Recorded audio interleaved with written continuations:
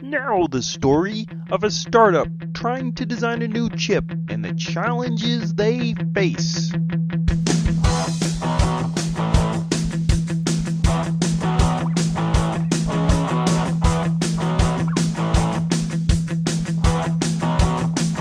This is the next generation. Yeah. Do you have anything for power? Jay tells me we need to drastically reduce power this time.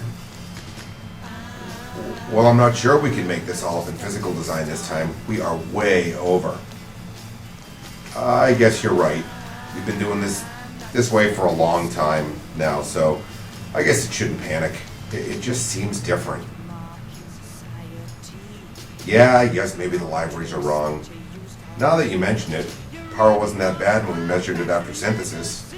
Maybe they added even more margin in the physical libraries. Alright, I'll ask Jay. I'll let him know he needs to look at it. You're right, we've done so many chips this way, this one isn't that much different. I'll just do our post-synthesis power recovery and hand it off. Okay, thanks. Talk to you later. So, Jay, any progress? I'm starting to get nervous. I've tried using multiple voltage threshold libraries. It's not enough. I've checked with the library vendor. They said the library's power numbers are right. In fact, they might be optimistic because we've only been analyzing using the slow corner. You mean it can get worse? You don't want to know. Come on, Jay. You should be able to do better. You always figured out a way to get it done before. Chip, at the fast corner, power usage is 4x what it used to be. What can we do? I've done some experimentation with lowering the supply voltage for some blocks. It slows them down, but if they can run slower, that's okay. And where does that put us? Well, the logic isn't optimized for these lower voltages, so we're not meeting timing, but it can lower power by 25 to 30%. Wait a minute, Chip. You're telling me you want us to synthesize some blocks at some voltages and others at other voltages? It would help lower power. Maybe we could even try different runs at different voltage levels and see how low we can get. Dude, don't you realize how many blocks we have to synthesize? We just have to try different runs in these blocks, build the chiplets, see where we are, and repeat until we get it right? We'll never tape out on time. We may never tape out at all.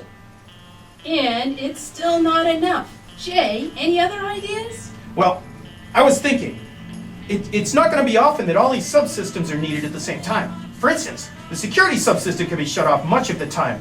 The standard def video subsystem can be shut off when the high def is in use. Maybe even part of it can be shut down depending on which format is in use at a particular time. And the security and the DRM units. We don't have time to build all the tests to cover all those scenarios, let alone debug all the issues that are going to come up once you finally do figure out the spec for it. Seriously, Jay, that's a lot of overhead. Will it lower power enough? I think it might. You think it might? Come on, man. That's a lot of work for a hunch. Sorry I'm late. Oh, very funny. That's okay, Tommy. We're just learning how screwed we are in terms of power. Remember how I was saying that I saw that paper at ITC? Yes, you mentioned that. In fact, you've given us an in-depth trip report. Yeah, it's one of the best naps I ever had at work. Hey, that's not funny. Anyway, there are a lot of papers out there and examples of folks who have dealt with this. Okay, Tommy, thanks. No problem, Alice. Since I have a lot of work to do, I'll go back to my office. Janitor's closet! So, you guys heard that? What do you think? I think we should make him wear a bell. I almost didn't hear him coming. Chip, can you look into some of the things we discussed today?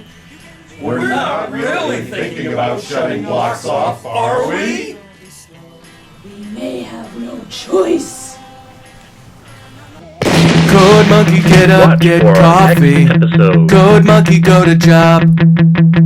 Code Monkey have boring meeting with boring manager Rob.